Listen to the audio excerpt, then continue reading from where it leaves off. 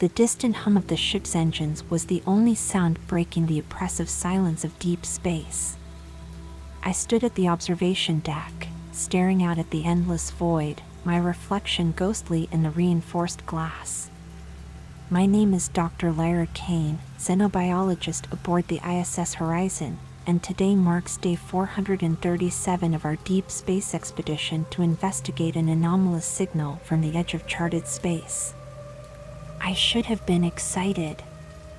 This mission was the culmination of my life's work, the chance to potentially make first contact with an alien civilization. But as I gazed into the abyss, I couldn't shake the feeling that something was wrong. The stars seemed dimmer somehow, as if the very light of the universe was being slowly drained away. Dr. Kane to the bridge, Captain Malik's voice crackled over the intercom, snapping me out of my reverie. We're approaching the signal source. I made my way through the ship's sterile corridors, the harsh fluorescent lights a poor imitation of the sunlight we'd left behind so long ago. As I entered the bridge, I was greeted by the tense faces of our small crew. "What do we have?" I asked, moving to stand beside Captain Malik at the main console. He gestured to the holographic display hovering above the control panel. "Take a look for yourself, Doctor. I've never seen anything like it." The image before us defied explanation. It appeared to be some sort of structure, but its geometry was wrong. Impossible angles and non-Euclidean shapes twisted in ways that hurt my eyes to look at. And at the center of it all, a pulsing core of energy that seemed to draw in all light around it. "My God," I whispered, "what is that thing?" Before anyone could respond, a piercing shriek filled the air, causing us all to double over in pain. The ship's systems went haywire, alarms blaring as displays flickered and died. "We're losing power," our engineer, Zara, shouted over the chaos. "Something's draining our energy reserves." Captain Malik's face was grim as he issued orders.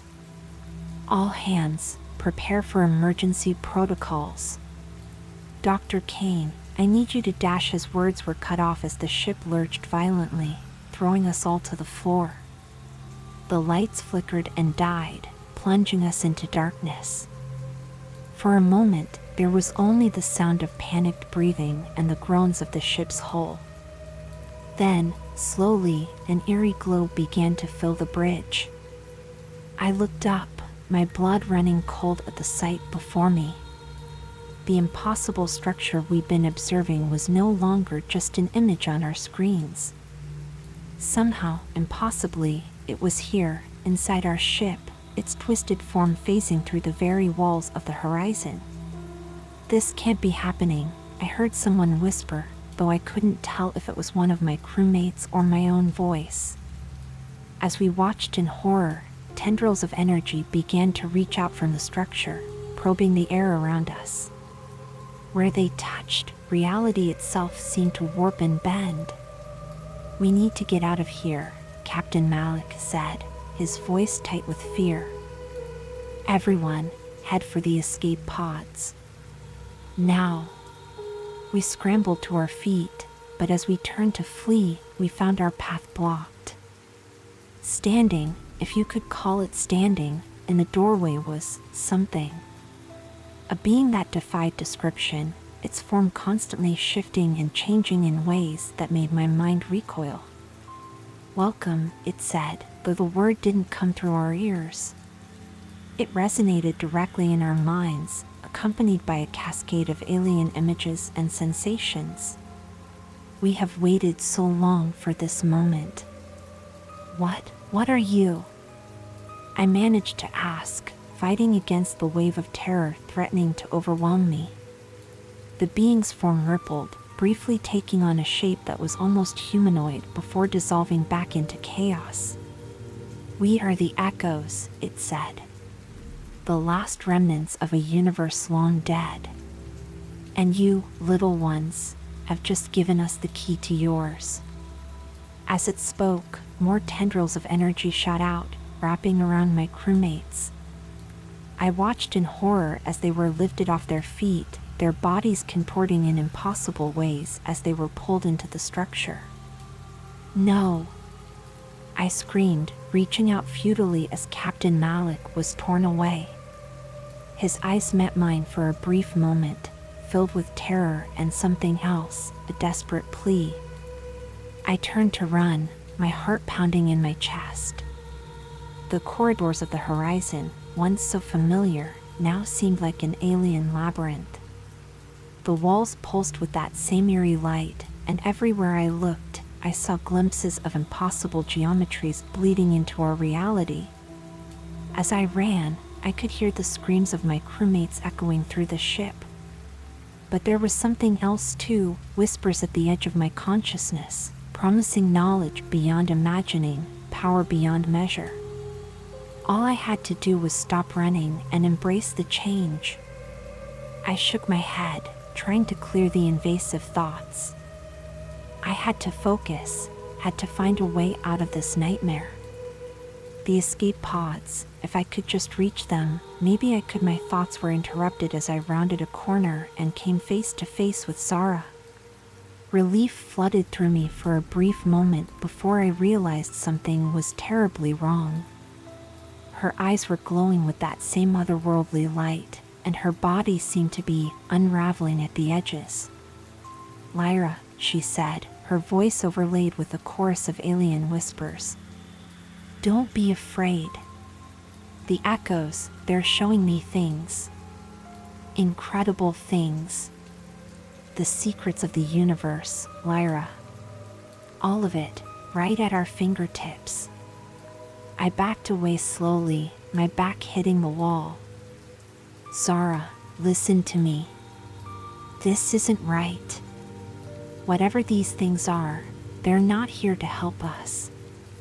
We need to dash." "Oh, Lyra," Zara interrupted, a sad smile on her face. "Always the skeptic. But don't worry. Soon, you'll understand too." She reached out to me, her hand dissolving into tendrils of energy. I ducked under her grasp and ran, my lungs burning as I pushed myself harder than I ever had before. Finally, mercifully, I saw the sign for the escape pod bay ahead. I rushed inside, my fingers flying over the control panel as I prepared for launch. As the pod door began to close, I caught a glimpse of something pursuing me. A writhing mass of tentacles and eyes and mouths, all screaming in a cacophony of alien voices. The pod launched, and I was slammed back into my seat as it rocketed away from the horizon. Through the small viewport, I watched as the ship I had called home for over a year was slowly engulfed by the impossible structure. It seemed to fold in on itself, collapsing into a singularity of otherworldly energy. For a moment, there was silence. Then, a voice, no, a multitude of voices, including those of my former crewmates, filled my mind. "You cannot escape us, Lyra Kane," they said. "We are the echoes of dead stars and forgotten galaxies. We have traversed the void between universes, and now, thanks to you and your kind, we have found a new realm to inhabit. Your flight is futile. Wherever you go, we will be waiting." As if to emphasize their point, the stars outside my viewport began to flicker and dim. I watched in horror as cracks appeared in the very fabric of space-time, glowing with that same unearthly light. The pod systems began to malfunction, alarms blaring as we were pulled off course.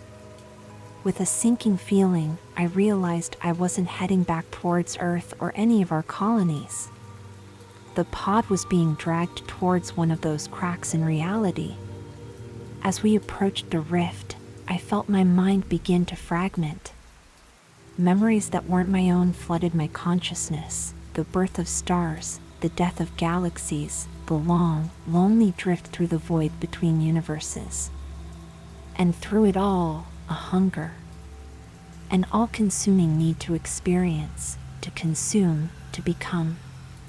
No, I whispered, clinging desperately to my sense of self. I won't let you take me. I won't. My words were cut off as the escape pod breached the rift. For a moment, there was a sensation of being stretched, pulled apart at the atomic level. I screamed, though no sound escaped in this place between realities. Then, suddenly, I was through. The pod tumbled through space, its systems dead. As I struggled to orient myself, I realized with dawning horror that the stars were all wrong. The constellations were alien, unrecognizable. Somehow, impossibly, I had been transported to another galaxy entirely. As the implications of my situation began to sink in, I noticed something else. The cracks I had seen forming in my own reality were here too, spreading like a web across the cosmos. And from within those cracks, I could hear the echoes whispering. "Welcome home, Lyra Kane," they said. "The journey has only just begun." I huddled in my seat, shivering despite the pod's climate control. I was alone, stranded in an alien galaxy with the very fabric of reality crumbling around me.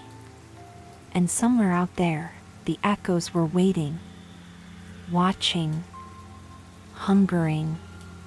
As I drifted through this strange new cosmos, I couldn't help but wonder, was I the last hope for my own universe, or had I just become the harbinger of its doom?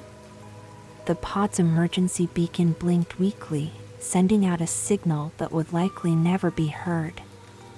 And in the distance, I saw the first tendrils of that impossible structure beginning to form once again. The true horror, I realized, was only just beginning.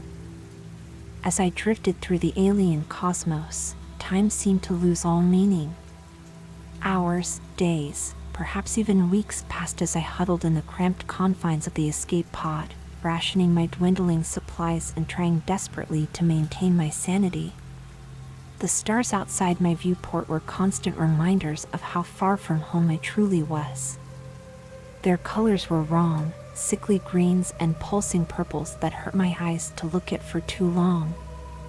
And always, those cracks in reality spread further, tendrils of otherworldly energy seeping into this universe like an infection. I was jolted from my stupor by a sudden lurch of the pod. Warning lights flashed across the control panel as I felt myself being pulled towards something. Through the viewport, I saw a massive structure looming before me. It was like the one that had consumed the horizon, but impossibly larger, a cosmic aberration that dwarfed entire star systems. As the pod was drawn inexorably closer, I felt a presence brush against my mind. It was the echoes, their alien consciousness probing at the edges of my thoughts.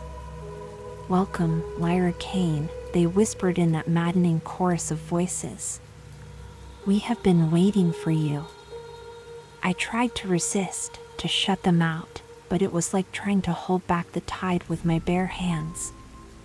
Images flooded my mind, vast cityscapes of impossible geometry, beings of pure energy locked in eternal dance, the birth and death of entire universes in the span of a heartbeat. "Stop," I gasped, clutching my head. "Please, just leave me alone." But the visions continued, each more incomprehensible than the last. I saw myself, or rather, countless versions of myself, spread across realities I could barely comprehend. In one, I was a conqueror, leading armies of twisted, hybrid creatures across burning worlds. In another, I had become one with the void, my consciousness expanded to encompass entire galaxies. "This is what you could be," the echoes whispered. "What you will be. Why do you resist?" Before I could respond, the pod shuddered violently. We had breached the outer layer of the structure. As the hull was peeled away like tissue paper, I found myself floating in a space that defied description. Colors that shouldn't exist swirled around me, and the very air seemed to hum with eldritch energy. I was no longer alone. Shapes moved in the shadows, my former crewmates, or what was left of them. Captain Malik drifted towards me, his body a horrific fusion of flesh and otherworldly matter. "Lyra," he said, his voice overlaid with 1,000 others. "You're finally here. Now you can join us. Become part of something greater." I tried to swim away, but in this place, the normal laws of physics seemed not to apply. No matter how hard I pushed, I remained rooted in place. "No," I said, surprised by the strength in my voice. "I won't let you take me. I won't become that." The thing that had been Captain Malik tilted its head, an expression of almost pity crossing its alien features. "Oh, Lyra. You still don't understand. You don't have a choice." Tendrils of energy shot out, wrapping around my limbs. I screamed as I felt my very atoms being pulled apart and reassembled. The pain was beyond anything I could have imagined, a cosmic agony that threatened to shatter my mind. But as I felt myself slipping away, a new sensation cut through the chaos. A voice, no, not a voice, but a presence. It was vast and ancient, yet somehow familiar. "Fight, Lyra Kane," it said, its words resonating in the core of my being.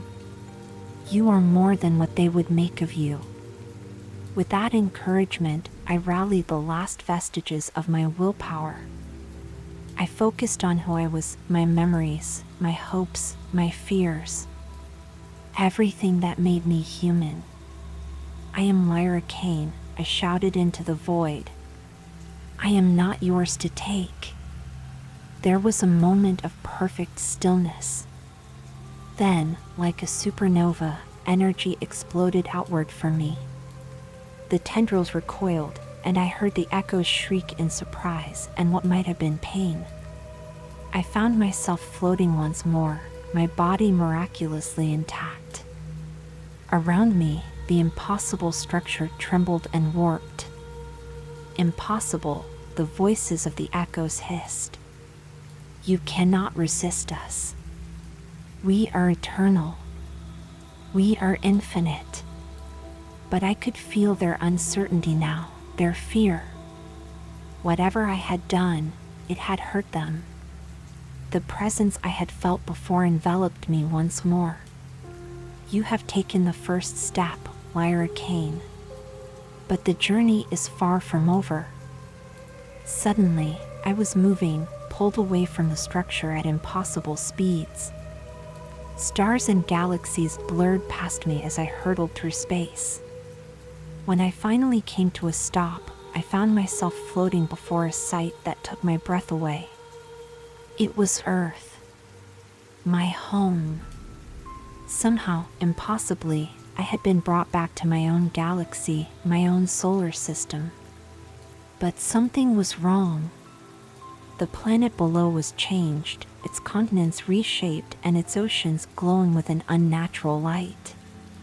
And all around, I could see those same cracks in reality, slowly spreading across the cosmos. What happened? I asked, though I wasn't sure who or what I was addressing. Time flows differently in the spaces between universes, the presence replied. While you were gone, the echoes found other ways into your reality. The invasion has already begun. I felt a wave of despair wash over me. Then it's too late. We've lost. No, the presence said firmly. Hope remains, as long as you are willing to fight. You have touched the void and returned, Lyra Kane. You are changed, whether you realize it or not. And that change may be the key to saving not just your world, but all worlds. As if to emphasize its point, I felt a tingling sensation in my hands. I looked down and gasped. My skin was glowing with the same otherworldly energy I had seen in the Echo's realm, but somehow it felt right. Natural. "What's happening to me?" I whispered. "You are becoming something new," the presence replied. "Neither fully human nor Echo, but something in between. A bridge between realities." I flexed my fingers, watching in awe as tendrils of energy danced between them. "I don't understand. How can I fight them? I'm just one person." "You are not alone," the presence assured me. "There are others like you, humans who have touched the void and returned changed. Find them. Unite them. Only together do you stand a chance against the coming storm." With those words, the presence began to fade.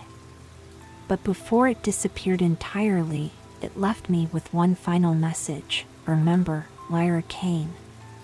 The void is not inherently evil. It is a tool, as is the power you now possess. It is your choices that will determine the fate of all realities." And then I was alone once more, floating in the space above a changed earth. But for the first time since this nightmare began, I felt something other than fear. I felt hope. As I descended towards the planet's surface, I could see the signs of the ongoing invasion. Massive structures, similar to the one that had consumed the horizon, dotted the landscape. Cities lay in ruins, and strange, otherworldly flora had begun to overtake large swaths of land. But I could also see pockets of resistance. Flashes of familiar energy, similar to what now coursed through my veins, clashing with the alien forces of the Echoes. I wasn't alone. There were others fighting back. As I entered the atmosphere, I reached out with my newfound abilities, sending a pulse of energy like a beacon. Almost immediately, I felt responses, other changed humans, calling back to me. I landed in what had once been Central Park in New York City. The lush greenery had been replaced by a forest of crystalline structures that pulsed with eldritch light. As I touched down, I saw figures emerging from hiding places, approaching me cautiously. They were human, or at least, they had been once. Like me, they glowed with otherworldly energy, their bodies showing signs of transformation. Some had extra limbs, others had eyes that shimmered with cosmic awareness. But in all of them, I could see a fierce determination. A woman stepped forward, her hair writhing like living flame. "You're like us," she said, her voice tinged with both hope and suspicion. "But you're different. Newer. Who are you?" I took a deep breath, standing tall. "My name is Dr. Lyra Kane. I was there when the Echoes first broke through into our reality, and I'm here to help us fight back." The woman nodded, a grim smile crossing her face. "I'm Sarah, former Army Ranger. Welcome to the Resistance, Dr. Kane. You're just in time, we're planning our biggest assault yet." As Sarah began to fill me in on the situation, I felt a mix of emotions wash over me. Fear, yes, the task ahead seemed nearly impossible. But also determination, and a growing sense of purpose. I may not have asked for this power, for this responsibility. But I was here now, changed but not broken. And I would do whatever it took to save our world, and all worlds, from the horrors that lurked in the void. The Echoes had made a grave mistake when they pulled me into their realm.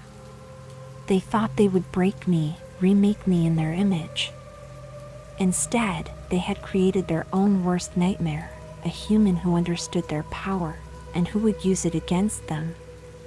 As I looked out at the transformed skyline of New York, I made a silent vow. I would find a way to close the rifts, to drive the echoes back into the void. And then, perhaps, find a way to heal the damage done to our reality. The road ahead would be long and fraught with dangers I could scarcely imagine. But for the first time since this cosmic horror began, I felt ready to face it. I am Lyra Kane, touched by the void and reborn in fire. And this is where my true story begins. As night fell over the ravaged city, I stood with my newfound allies, planning our next move. The echo's influence grew stronger with each passing moment, but so did our resolve. In the sky above, those cracks in reality pulsed and grew. And from within them, I could hear the whispers of the echoes, promising terror and transformation. But we would not go quietly into that cosmic night. We would rage against the dying of the light, against the warping of our very reality. The war for existence itself had begun. And I was ready to fight.